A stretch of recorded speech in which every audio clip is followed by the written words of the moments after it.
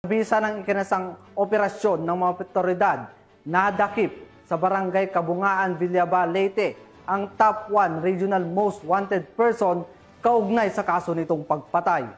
Tinutukan niya ni Patrolwoman Camberley Flores. Arestado ng awtoridad ang nakatalagang top 1 regional most wanted person na may kasong murder matapos mahuli sa Barangay Kabungaan, Villaba, Leyte. Bandang alas 7 ng gabi nang maaresto ang akusado ng mga tauhan ng Villaba Municipal Police Station kasama ang Provincial Intelligence Team Leyte, Regional Intelligence Unit 8 at Regional Mobile Force Battalion 8 sa bisa ng warrant of arrest para sa kasong murder na walang inirekomendang piyansa. Ang akusado ay dinala sa Villaba MPS para sa kaukulang dokumentasyon at tamang disposisyon. Ang matagumpay na pagkakaresto sa akusado ay patunay lamang na epektibo ang pagpapatupad ng pambansang pulisya sa kanilang sinumpang tungkulin na maghatid ng serbisyo publiko para sa mas payapa, ligtas at maunlad na bagong Pilipinas.